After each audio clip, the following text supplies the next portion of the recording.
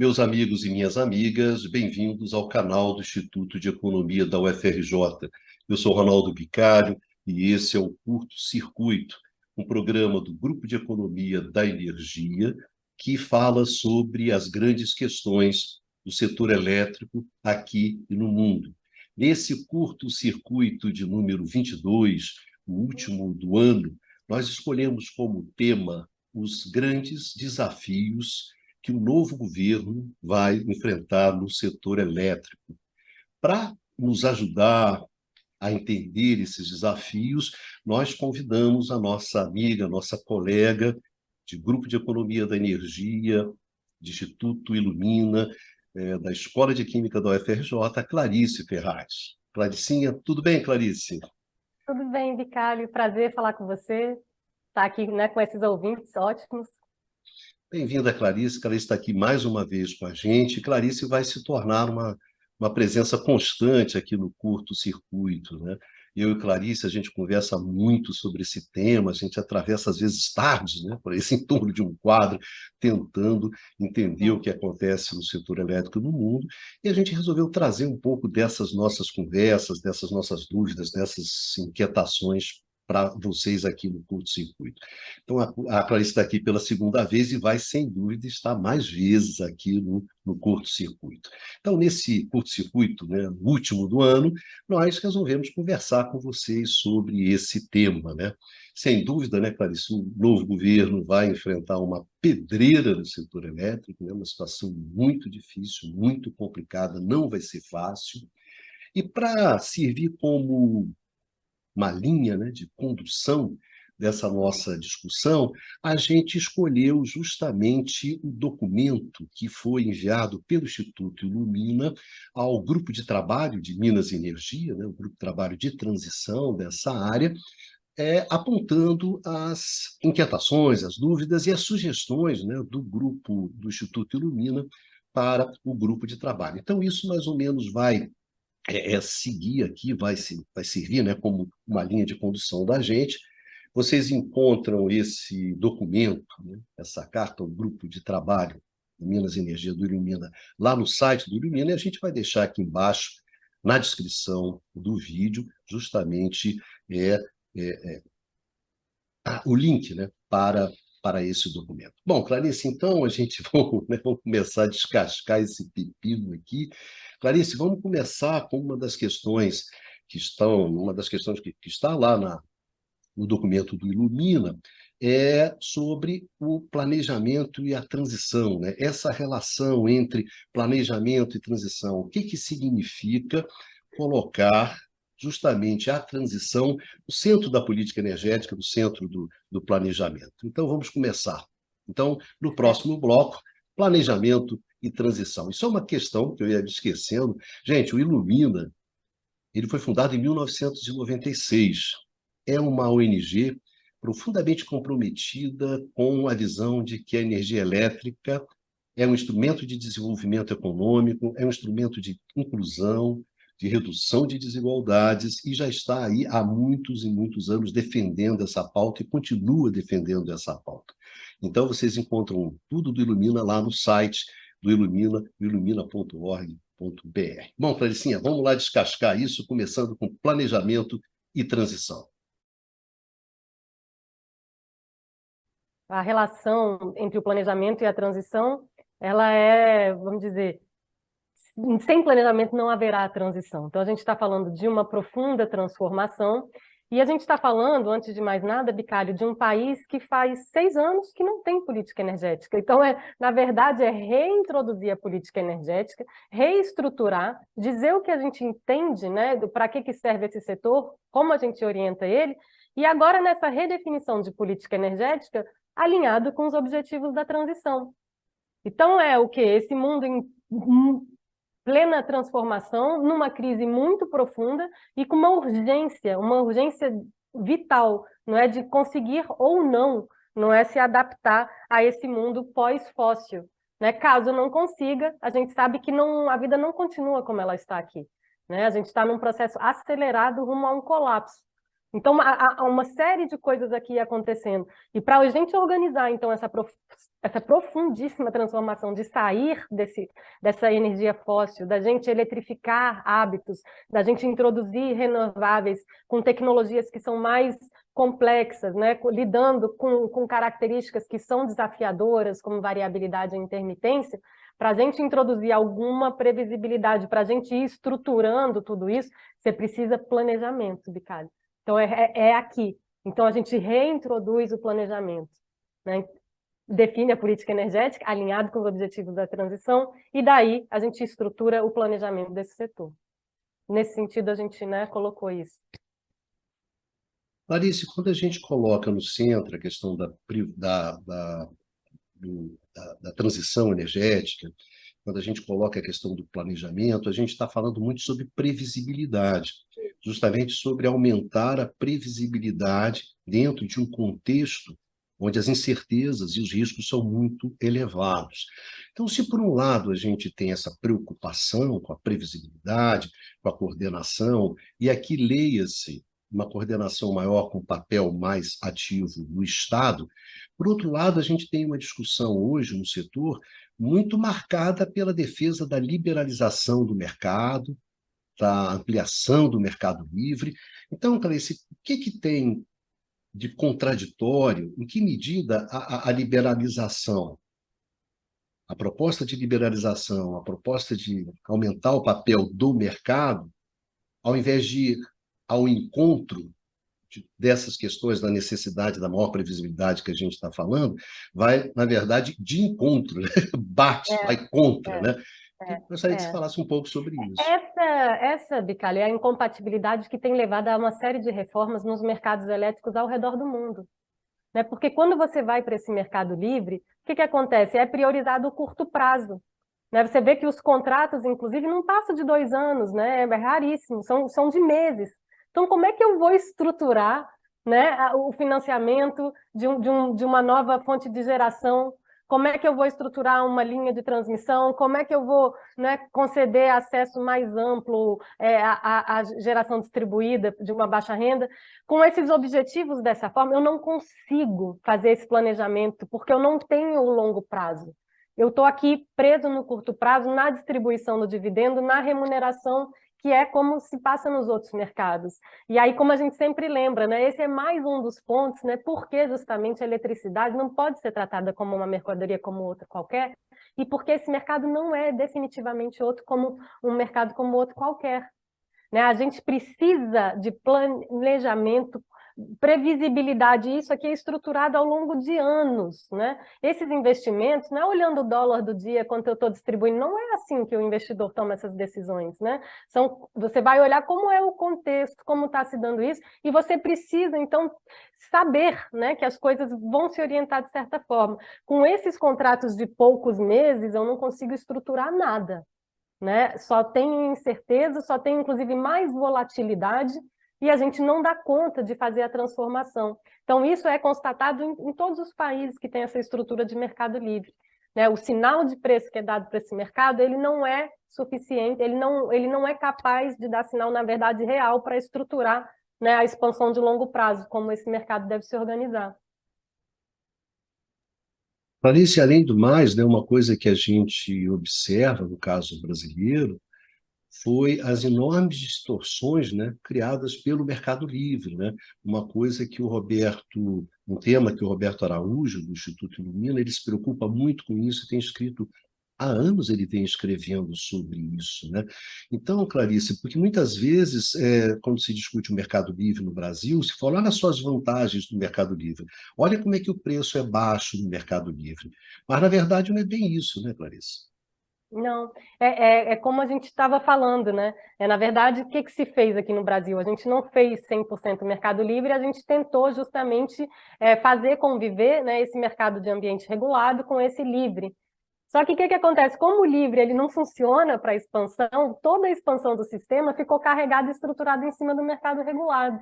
O mercado regulado, quem é? Somos nós, né? São os clientes das distribuidoras, são os pequenos, os que são menos estruturados e os mais vulneráveis, inclusive, para, né, fazer face às transformações, até porque somos cativos, né? Não há o que se faça. Então, a gente não pode fugir. E é por isso, justamente, que essas coisas são colocadas na nossa conta, porque eles também querem previsibilidade de receita, não é mesmo? O cara do gás, ele quer estruturar em cima da gente, né, o projeto dele. Não vai colocar no Mercado Livre que não vai topar.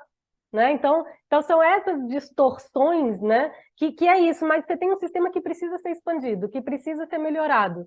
Quem é que bota dinheiro? Ah, é só um pedaço. O resto vai surfando, né? São os free riders, né? Então, esse pessoal está comprando a R$ 50, a gente está recebendo parte de eletricidade que foi comprada a 1.500 ano passado, né? Numa crise que contratou por alguns anos ainda por cima, amarrando a nossa conta com isso.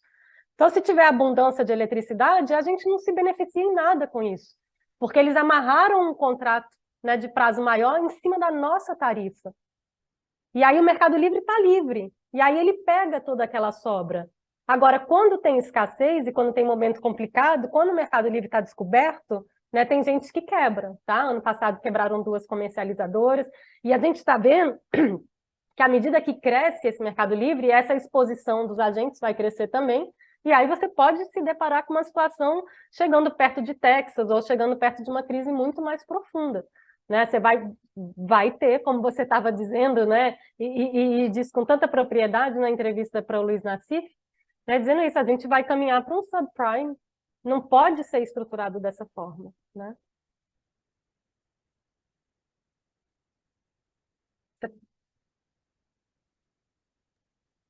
Quando a gente coloca a transição no centro da política energética, surge uma série de questões, né, associadas à importância da eficiência energética, como lidar com a geração distribuída, a possibilidade de você gerar emprego, renda, emprego qualificado, de lidar com a pobreza energética de uma outra forma. E eu acho que você tem uma visão muito interessante, que quando a gente faz isso, como é que isso se traduz em termos de política pública e redefinindo, inclusive, o papel das distribuidoras. Então, eu gostaria de, no próximo bloco, a gente discutir isso, né? O que representa a transição energética e distribuição como espaço de política pública privilegiada. Então, no nosso próximo bloco, a gente vai conversar com isso com a Clarice Ferraz.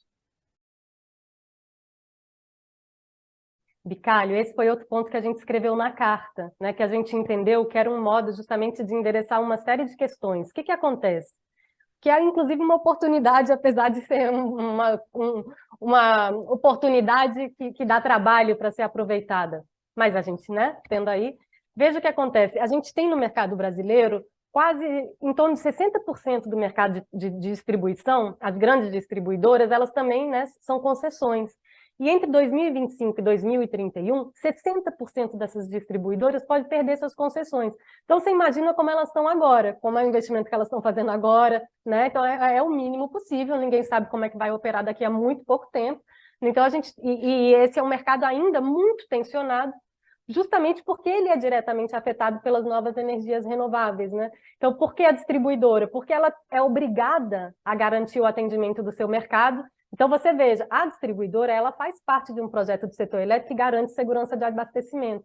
Ela é obrigada a prever o mercado dela, né, a carga, contratar e ter energia para atender todo mundo que está no mercado dela. Isso é obrigação dela, tendo aquela concessão.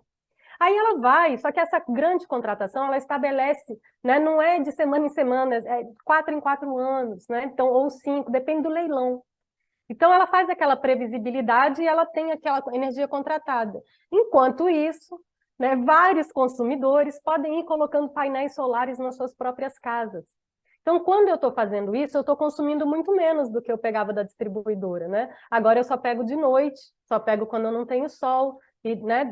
E aí a gente vai vendo. Inclusive, tem gente que faz um sistema um pouco maior, que compensa, né, aquela energia que ela comprou da distribuidora. Então, aquele cliente é 0 a 0 para a distribuidora, e claro que aquilo ali, né, é um problema para ela. Então, o que a gente vê? E, ao mesmo tempo, a gente tem uma obrigação de garantir o equilíbrio econômico-financeiro dela, baseado ainda em lei de 1976, que estabelece uma distribuição altíssima de dividendos, que não é questionado, né? Isso também precisa ser colocado. Então, é hora da gente sentar e conversar com a distribuidora, né, que está muito fragilizado por essa transformação do setor, né? Isso é uma discussão de anos já que vem ocorrendo no mundo todo, né, Bicalho? Então, o futuro das utilities, como isso vai se dar, qual é o papel da distribuidora, e a gente vê que realmente esse papel dela só como vendedora de energia e ainda com a obrigação de garantir a segurança fica muito, muito complicado.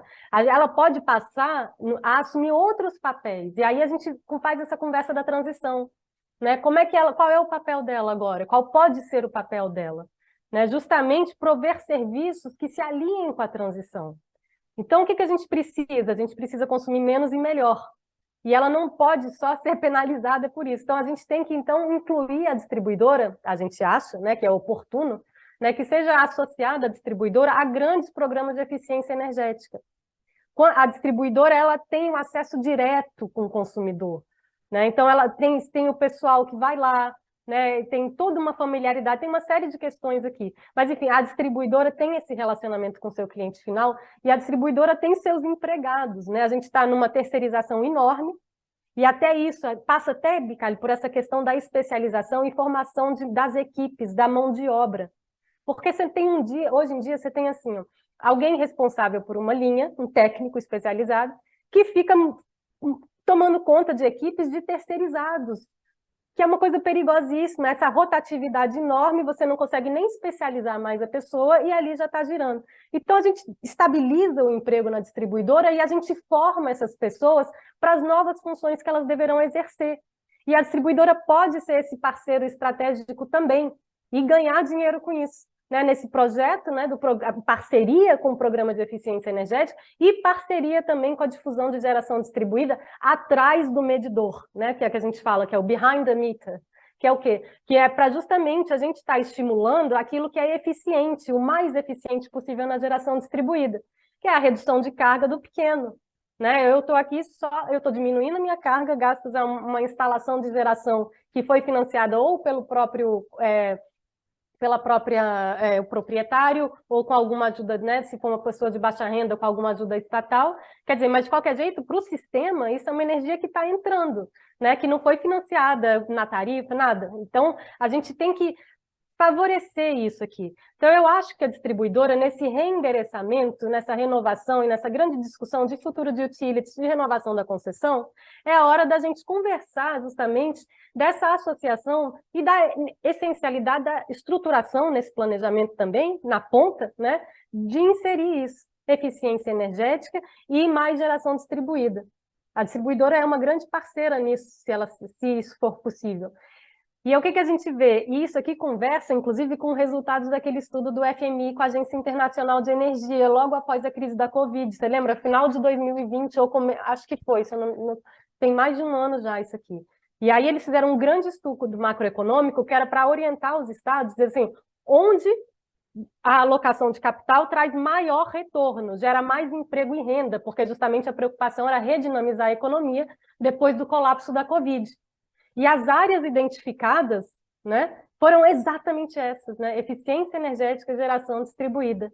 É mais mão de obra intensivo e perfeitamente alinhado com os objetivos da transição. A gente está está saindo de energia fóssil, né? Está preparando a mão de obra, né, para o futuro, que a gente quer consumir menos e melhor, e a gente dá rumo, né, para a distribuidora, que já não sabe mais exatamente qual é o seu papel, né, e que fica aí tentando justamente se agarrar com coisas, mas, na verdade, não, o mercado que a sustenta está colapsando, que com esse nível de tarifa a gente não consegue também estruturar dessa forma. Então, é um reendereçamento de toda essa questão alinhado com a transição. Clarice, justamente quando a gente coloca uma visão na qual a distribuição, esse espaço da distribuição, e principalmente essa interface da relação da distribuidora com o consumidor, esse consumidor da ponta, esse último consumidor, e a gente privilegia esse espaço, né, onde entra valorização da eficiência energética, da geração distribuída, o enfrentamento da pobreza energética, né? Porque a distribuidora está ali no front, né? Questão de qualificação, de emprego, de gerar empregos qualificados. Justamente nesse exato momento, a gente vê uma aceleração do processo de privatização envolvendo a Copel, né, que é a empresa elétrica estatal do Paraná, a CEMIG, que é a estatal de Minas, e a Celesc, né, que é Santa Catarina, justamente que são grandes distribuidores. Então, justamente nesse exato momento onde se torna vital esse espaço, você propõe a privatização e que o que a gente tem observado de forma clara e objetiva, uma privatização profundamente associada à financiarização, a corte de gastos, a aumento de receita, a preocupação simplesmente com o acionista e nenhuma preocupação com o consumidor ou com a segurança do abastecimento. O que significa isso, Clarice? Justamente que a gente, olha, a gente tem que ir por aqui, aí você vê os caras indo para o outro lado completamente diferente. É. Isso significa o que você disse, isso é a financiarização chegando nessas distribuidoras, e isso significa, se esse projeto se concretiza, que esses estados perdem essa oportunidade, né, de usar esse instrumento. E, além disso, isso significa, quer dizer, mais uma paulada na segurança de abastecimento. A gente está lidando com um nível de risco que a gente nunca enfrentou no setor elétrico anteriormente. Essa privatização da Eletrobras é super desestruturante e agora a gente vai lá para a ponta também desestruturar. Então, a distribuidora, né, e ali ainda é diferente, porque a distribuidora ela tem essa garantia, né? Então, ela sendo privatizada, é preciso que isso... Eu não vi esse contrato novo, Bicalho, como é que eles estão querendo amarrar isso, na verdade. Eu teria que até ver com mais detalhe. Mas isso, enfim, nessa ótica, né, e nesses movimentos que são feitos, é isso. Eles não vão fazer isso. Eles não vão, eles querem ao contrário, né? Você vê essas distribuidoras privatizadas, é a terceirização total, né? É justamente não tem a qualificação, não tem a estabilidade do funcionário. Você vê, assim, situações de risco mesmo, assim, não tem mais equipe com gente tem um mini equipes de plantão para, se tiver quando tem eventos, e a gente sabe que o mundo está nos alertando, teremos mais eventos extremos, teremos mais problemas de rede, pode ter acidente, a gente tem que ter equipe, a gente tem que ter gente preparada. Agora, claro que isso é caro, então daí justamente os ganhos de escala e escopo do setor elétrico estruturado que podem diluir isso, né? Dessa forma aí, pulverizada, não vai dar, né, Bicalha? Então é uma grande... Eu fico com um problema para dar adjetivo para essas coisas que vão acontecendo, né? Eu não tenho medo de até de amenizar a gravidade justamente do que é isso. E são grandes mercados, né? E a gente está falando, inclusive, em Minas, é o mercado que mais tem geração distribuída, né? Então, eu não sei como é que eles vão lidar com isso como uma distribuidora privatizada, né? Então, distribuidora, mas é porque é isso, né? Não tem isso. Distribuidora, eles não olham para o negócio da distribuição, né? Eles olham realmente só para como eu vou fazer receita aqui dentro, né? E é isso. A gente não pode fazer assim no setor elétrico. Clarice, quando a gente coloca essas questões que, em síntese, é colocar a transição no centro da política pública, da política energética para o setor elétrico, é ter uma forte preocupação não só com toda a dimensão energética, mas também com as dimensões econômicas importantes hoje, fundamentais, que é geração de emprego, geração de renda, geração de dinamismo econômico, usando a transição para alavancar, explorando todas as possibilidades. Quando a gente imagina tudo isso, um desafio como esse, a gente encontra concretamente hoje um problemaço dentro do setor elétrico brasileiro, que é uma Eletrobras privatizada. Sem dúvida, esse é um grande problema que o novo setor, o novo governo vai enfrentar.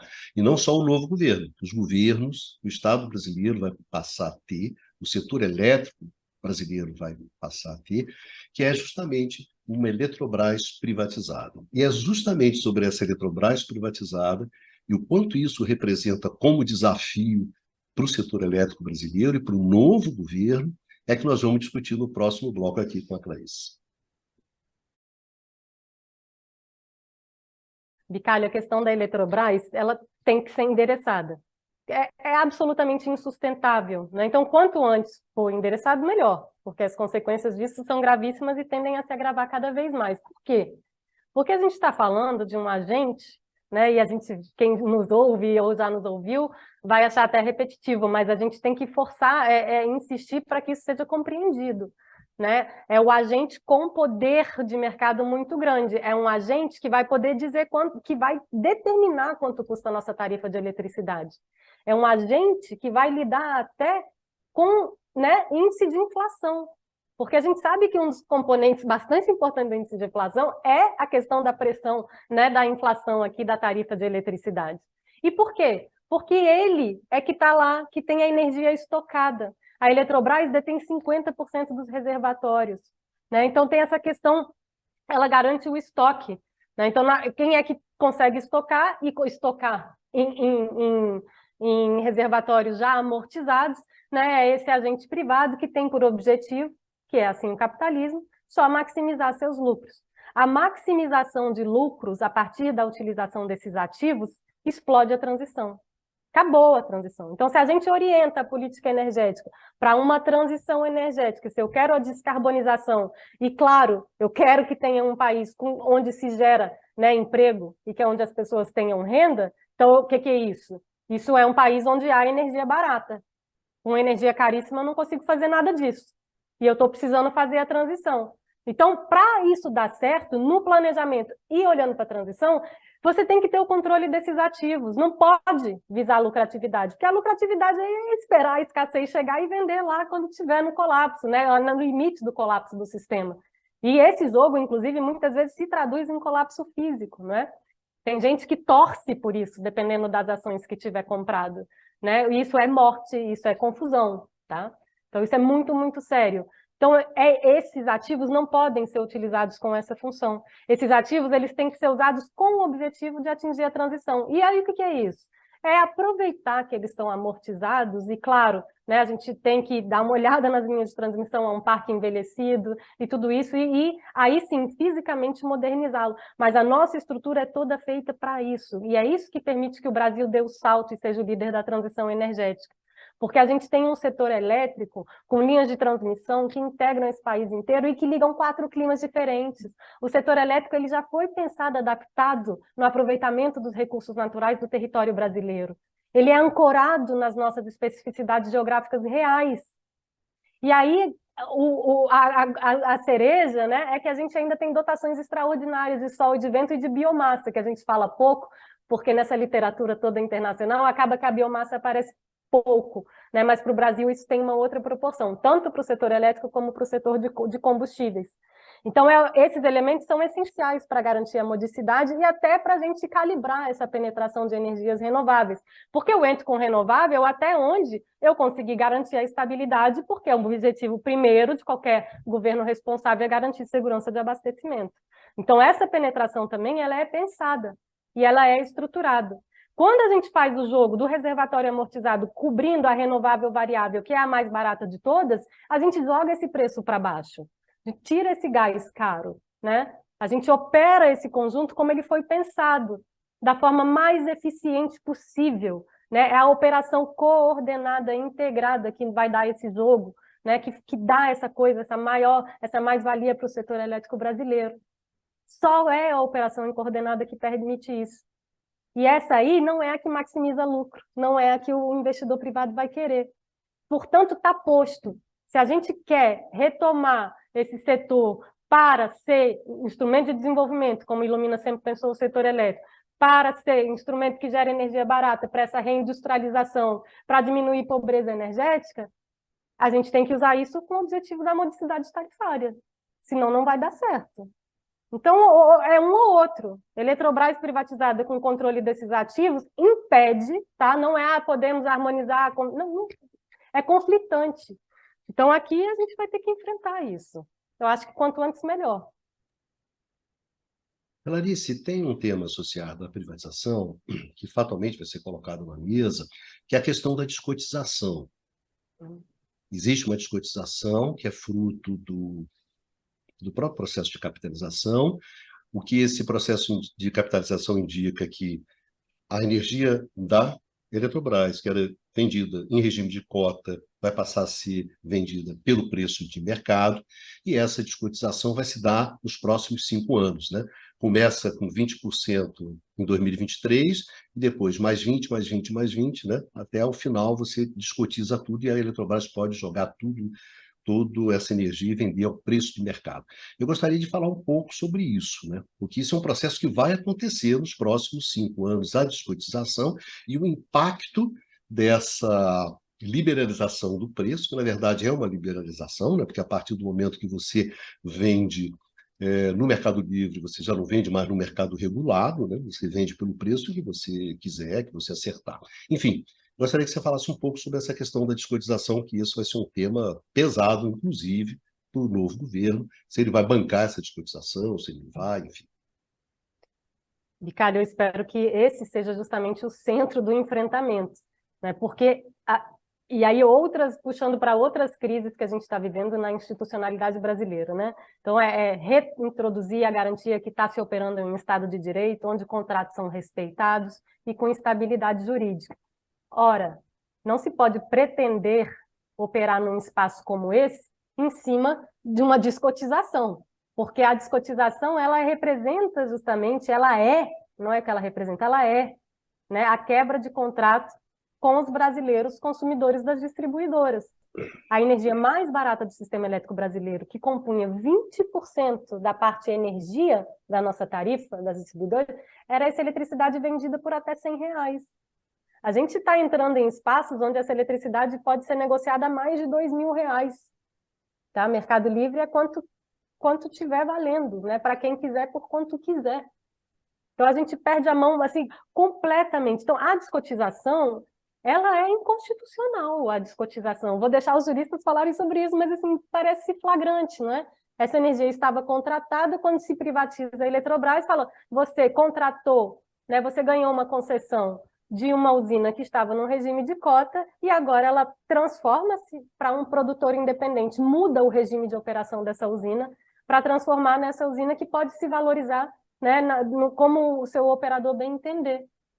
Então, essa mudança de regime, se ela não foi equacionada com os consumidores, se isso não foi discutido, como não foi, porque não houve sequer uma audiência pública na Câmara, isso foi tramitado em urgência e ninguém deu atenção a isso, né? Isso é uma quebra de contrato, essa é uma ilegalidade. E é uma ilegalidade que, além, né, do mal feito, representa a desestruturação da economia brasileira para o futuro.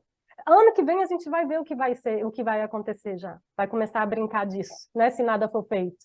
E aí o que representa? Porque ano passado, né, houve uma enorme pedalada no setor elétrico e ninguém fez nada, né? O que eles fizeram na privatização? Aportaram justamente um montante para compensar essa descotização, né, e aportaram 5 bilhões de reais para compensar justamente o impacto tarifário de aumento de subsídios, de várias coisas, né? Todos esses desequilíbrios, né, que aparecem na nossa conta, mas eles jogaram esse dinheiro na nossa conta neste ano, 2022, 5 bilhões. No ano que vem, quando 20% dessa energia mais barata for descotizada, sem que a gente saiba nada, como é que vai estar a hidrologia, como é que vai estar o nível de preço, como é que vai estar a economia brasileira, aí a gente vai ver, porque só vão entrar 500 milhões. E o que aconteceu nesse meio tempo, em paralelo? Os subsídios, essa conta, justamente que eles tentaram maquiar, esconder com esse aporte, ele não para de crescer. Ele continua naquela dinâmica, né, nessa trajetória de aumento explosivo. Por quê? Porque dentro dele tem a tarifa social, nesse país empobrecido e miserável.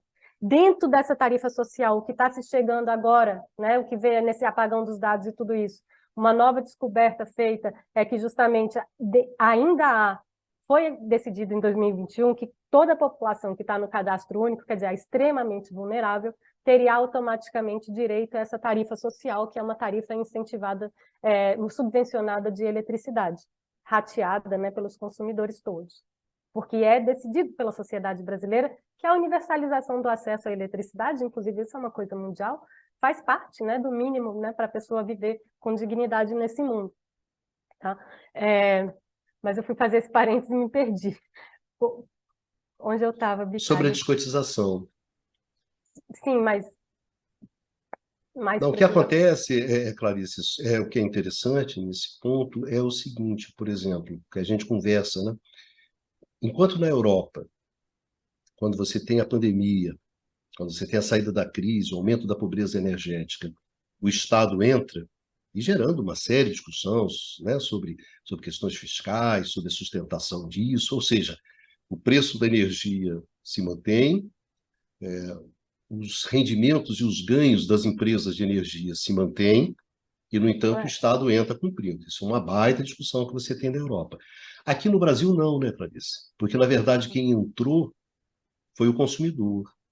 No caso da conta da Covid, o Estado não entrou. Quem entrou foi os consumidores, pagando. Você pegou um empréstimo no sistema bancário, pagou as distribuidoras e enfiou um crédito, né? Enfiou uma dívida a ser paga durante 60 meses no consumidor. Quando você vai para a tarifa social, quem paga a CDE, quem é que cobra a CDE? O consumidor. Então, quando na Europa você nota, né, toda a discussão envolvendo essa questão do preço, aqui não. Continua remunerando as empresas de energia, que não, né, não têm perdas, e tudo em cima do consumidor, que faz com que a gente esteja concretamente, o consumidor brasileiro paga a energia elétrica dele no crediário. Ele não tem renda hoje para pagar a energia elétrica dele à vista. Ele paga no crediário. E se a gente somar isso na questão que a gente sabe, que a rapaziada recorre ao cartão de crédito para pagar essas contas, ainda fica né, com a dívida no cartão de crédito, ou seja, no Brasil não se tem renda hoje para se comprar e pagar a energia elétrica à vista, é no crediário. É E nas isso se Casas soma, Bahia, meu amigo. não, isso se soma a essa constatação terrível também que as famílias brasileiras já não têm, né, condições de pagar suas despesas correntes. A cada mês a gente bate um recorde, né? Então, 30% em setembro, não sei quanto foi em outubro, por aí. Né? Então, é gravíssimo, as pessoas não estão conseguindo pagar suas contas. Mas o que eu estava falando, na verdade, é que eu fui abrir para falar justamente essa descotização, na verdade, o impacto foi jogado, foi camuflado com fins eleitoreiros. A gente vai começar realmente a sentir esse impacto no ano que vem. E, enquanto isso, na verdade, a pressão tarifária só aumenta. E foi aqui que eu me perdi, porque isso aqui me deixa muito preocupada. Quer dizer, a pobreza aumenta. E a gente descobriu que dessas pessoas do cadastro único, na verdade, 14 milhões de famílias continuam sem ter o acesso de tarifa social. Então, essa tarifa social ainda vai aumentar mais ainda. E ela deu um salto quando teve essa inclusão, né, automática a partir do cadastro único. Então, na verdade, é mais um salto que vai dar. Além disso, a gente vê dentro dessa conta de subsídio também, Bicalho, a questão da CCC, não é? Então, essa conta de combustíveis que a gente vê que ela é inflacionada pelo preço dos combustíveis.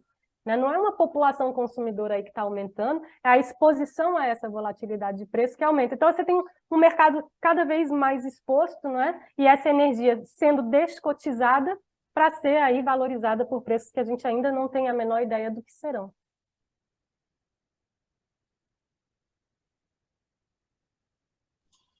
Bom, vocês tiveram aqui uma ideia do tamanho do problema, né, que o novo governo vai enfrentar. É realmente um quadro muito complicado esse do setor elétrico, muito difícil. Então, eu gostaria de agradecer a Clarice, né? Clarice, obrigado por você ter vindo aqui conversar com a gente nesse curto-circuito, ajudar a gente a entender, né, o tamanho do desafio que está envolvido. Isso é uma coisa que você se envolveu bastante, né, muito nos últimos anos. E vamos ver o que vai acontecer, né? Acho que o jogo está em aberto, o jogo está sendo jogado.